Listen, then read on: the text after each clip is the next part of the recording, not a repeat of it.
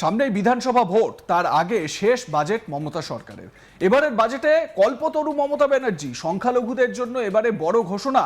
অর্থমন্ত্রী চন্দ্রিমা ভট্টাচার্য রাজ্য বাজেট পেশ করেন, তাতেই তিনি একাধিক ঘোষণা করেছেন। যেমন লক্ষ্মীর ভান্ডার বাড়ানো হয়, ডিএ বাড়ানো হয়, তেমনি সংখ্যালঘুদের জন্য বড় ঘোষণা করা হয়। সরকারি কর্মীদের 4% ডিএ বাড়ানোর কথা ঘোষণা করেছেন। রাজ্য সরকারি কর্মচারীরা 18% হারে ডিএ পাচ্ছিলেন এতদিন, এবার তা বেড়ে হলো 22%। তবে এবারও কেন্দ্রীয় সরকারি কর্মচারীদের সমান ডিএ হলো না রাজ্য সরকারি কর্মীদের মতো। রাজ্য সরকারি কর্মীদের সেই সমানুপাতিক কেন্দ্রীয় সরকারি কর্মচারীদের মতন ডিএ হলো না। বর্তমানে কেন্দ্রীয় সরকারি কর্মচারীরা 58% হারে ডিএ পান। এই ঘোষণার আগে পর্যন্ত কেন্দ্র রাজ্য ডিএ এর ব্যবধান ছিল 40%, তবে এবারের বাজেটে সেই ঘোষণার পর ব্যবধান কমে হলো 36%। পাশাপাশি আগামী 15ই আগস্ট অর্থাৎ স্বাধীনতা দিবসের দিন থেকে চালু হতে চলেছে নয়া কর্মসূচি। মাধ্যমিক পাশ যুব সমাজের জন্যই এই কর্মসূচি চালু করতে চলেছেন বাংলার মুখ্যমন্ত্রী। যাদের বয়স 21 আর মাধ্যমিক পাশ করেছেন তারা এই সুবিধা পাবেন। 21 থেকে 40 বছরের মধ্যে বয়স যাদের কোনো চাকরি পাননি তাদের 5 বছর পর্যন্ত এবার থেকে প্রতি মাসে 1,500 টাকা করে ভাতা দেবে রাজ্য।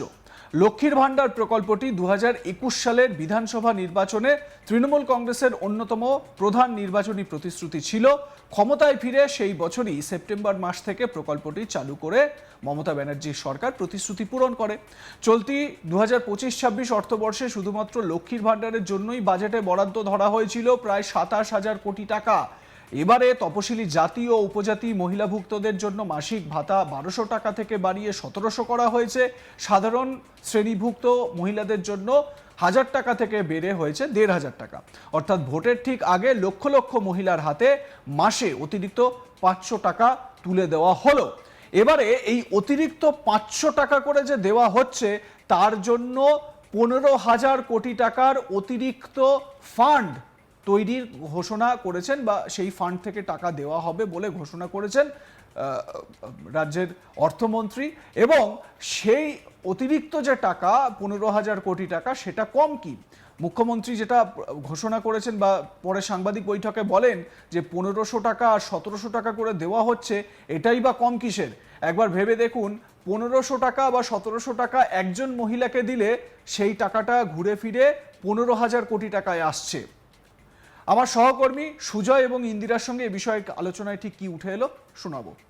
সংখ্যালঘু বিষয়ক এবং মাদ্রাসা শিক্ষা এজন্য 2025-26 অর্থ বছরের জন্য মোট 5,113 কোটি টাকার কথা বলা হয়েছে, কিন্তু 2026-27 অর্থ বছরের জন্য বরাদ্দ হলো কত? অনেকটা বাড়ানো হয়েছে, কিন্তু এই সংখ্যালঘু যারা তাদের জন্য আমি সেটা একটুখানি সুজয় কৌশিকের কাছ থেকে জানতে চাইবো যে ঠিক বিস্তারিতভাবে কি বলা হয়েছে, সংখ্যালঘুদের জন্য কি বলা হয়েছে, এই যে অর্থ বরাদ্দের পরিমাণ অনেকটা বাড়ানো হয়েছে, কি বলা হয়েছে?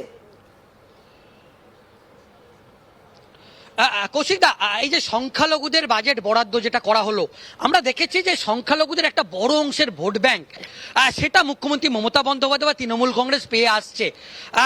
এই যে সংখ্যালঘুদের যে একটা ঢালাও বাজেট বরাদ্দ করা হলো 2026-27-এ, সেটা যদি তুমি একটু বলো। দেখো, সংখ্যালঘুদের কথা মুখ্যমন্ত্রী বহুদিন ধরেই মনে রেখেছিলেন এবং তাদের কথা মনে রেখেই আজ কিন্তু একদম আমরা বলতে পারি কল্পতরু মুখ্যমন্ত্রী তার অর্থমন্ত্রীকে দিয়ে পশ্চিমবঙ্গে আসন্ন বিধানসভা নির্বাচনের আগে বাজেট বিবৃতির মাধ্যমে সম্পূর্ণভাবে সংখ্যালঘু, শিক্ষক, মাদ্রাসা এবং কেবলমাত্র সমাজের প্রান্তিক সংখ্যালঘুদের জন্যে ভাতার ঘোষণা করেছেন। এর জন্যে কিন্তু চলতি যে আয় ব্যয়ের হিসেব হচ্ছে, বাজেটের ব্যয় বরাদ্দ কিন্তু প্রায় 1,000 কোটি। এই টাকা কোথা থেকে আসবে তার সংস্থান মুখ্যমন্ত্রী স্বয়ং ঠিক করবেন। কেন্দ্রীয় সাহায্য পাওয়া যাচ্ছে না, যেটা কিছুক্ষণ আগে আমরা আলোচনা করছিলাম, যে এই যে বেকারদের যে ভাতা যেটা 15ই আগস্ট থেকে দেওয়া হবে, আপনারা জানবেন 5,000 কোটি টাকা ব্যয় বরাদ্দ করা হয়েছে। অর্থাৎ এই 5,000 কোটি টাকা খরচ হবে বাংলার যুবসাথী প্রকল্পের টাকাগুলো দিতে। আর মাদ্রাসার কথা যেটা বলা হচ্ছিল সংখ্যালঘুদের, সেই টাকাও কিন্তু চলতি বছরের এই আয় ব্যয়ের মাঝখান থেকেই এটাকে বরাদ্দ হিসেবে তুলে দেওয়া হবে মাদ্রাসা শিক্ষা এবং সংখ্যালঘুদের মধ্যে। কারণ দেখা যাচ্ছিল যে বিধানসভা নির্বাচনের আগে বারবার বিভিন্ন জায়গায় এই সংখ্যালঘু মাদ্রাসার শিক্ষক শিক্ষিকারা বা সংখ্যালঘু মানুষ তারা বিভিন্ন রকমের সমস্যায় পড়ছেন। আরেকটা আনন্দের খবর জানিয়ে রাখি, এবছর আরও বেশি মানুষকে লক্ষ্মীর ভাণ্ডার, বাংলা আবাস যোজনা সহ স্বাস্থ্য সাথী প্রকল্পের আওতায় আনার জন্য পশ্চিমবঙ্গ সরকারের যে দুয়ারে সরকার প্রকল্প চলছিল, সেই দুয়ারে সরকার প্রকল্প কিন্তু আবার চালু হবে এক সপ্তাহের জন্য ভোটের আগে। আরও বেশি মানুষকে এই প্রকল্পের মধ্যে নিয়ে এসে তাদেরকে সামাজিক এবং সরকারি সুবিধা দেওয়ার জন্যে মাথায় কিন্তু একটাই রয়েছে তীর, পাখির চোখ 2026-এর বিধানসভা নির্বাচন। হ্যাঁ। সেই নির্বাচনের আগে সংখ্যালঘু, সাধারণ মানুষ, যুব সাথী, কন্যাশ্রী, মহিলাদের জন্য লক্ষ্মীর ভাণ্ডার এবং খাদ্য সাথী, এই বিষয়গুলো নিয়ে কিন্তু পশ্চিমবঙ্গ সরকার ভাবিত। তারা আসন্ন বিধানসভা নির্বাচনের আগে এই একটা বিষয় আমি বিষয়গুলো কৌশিকের কাছে প্রশ্ন রাখবো সুজয়, সেটা হচ্ছে গিয়ে দেখো এই যে মানে যে আমরা বাজেটে যেটা দেখতে পাচ্ছি যে কোন যে লক্ষ্মীর ভাণ্ডার, সেই লক্ষ্মীর ভাণ্ডার কিন্তু এই ফেব্রুয়ারি মানে চলতি মাস থেকেই বৃদ্ধি করা হয়েছে 500 টাকা করে। স্বাভাবিক বোঝাই যাচ্ছে যে ভোটের আগে এর একটা বড় ইন্টারেস্ট রয়েছে, মহিলাদের ভোটের একটা বড় জায়গা রয়েছে মমতা বন্দ্যোপাধ্যায়ের কাছে। আমি যেটা প্রশ্ন করতে চাই কৌশিকের কাছে, যদি এই বিষয়টা একটু জানার চেষ্টা করো, সেটা হচ্ছে গিয়ে ডিএটা যেটা দেওয়ার কথা ঘোষণা করা হচ্ছে 4% করে, সেটা 1 এপ্রিল থেকে। এদিকে সুপ্রিম কোর্ট নির্দেশ দিয়েছে যে 31শে মার্চের মধ্যে 25% বকেয়া ডিএ 25% মিটিয়ে দিতে হবে এবং বাকি 15% সেটা 15 মের মধ্যে একটা কমিটি গঠন করে সেখানে দিতে হবে।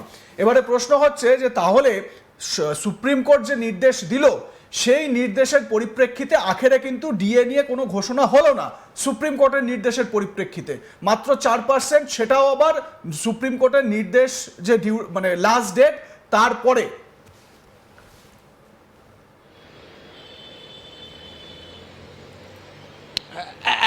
একবারই আমরা কৌশিক দার সঙ্গে কথা বলবো।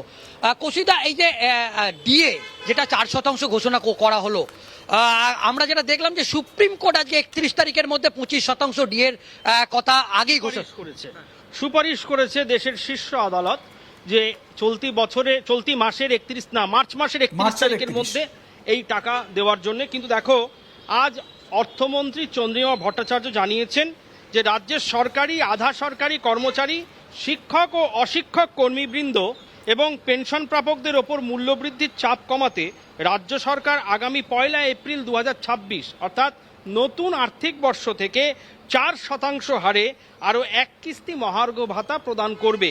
এর জন্যে কিন্তু প্রায় রাজ্য সরকারের কোষাগার থেকে 4,500 কোটি টাকার বেশি খরচ হবে।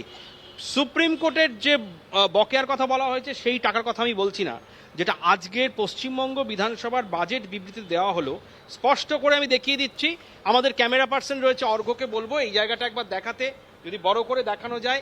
এই যে শিক্ষক, অশিক্ষক, সরকারি কর্মচারীরা চলতি বছরের 1 এপ্রিল থেকে 4% হারে মহার্ঘ ভাতা তারা পাবে। এই যে স্পষ্ট দেখানো যাচ্ছে 1 এপ্রিল 2026 থেকে 4% হারে তারা মহার্ঘ ভাতা পাবে। লাইক, কমেন্ট, শেয়ার করতে ভুলবেন না। দেখতে থাকুন আজ তাক বাংলা। সাবস্ক্রাইব করুন আমাদের ইউটিউব চ্যানেলটি, বেল আইকন প্রেস করুন নোটিফিকেশন পেতে।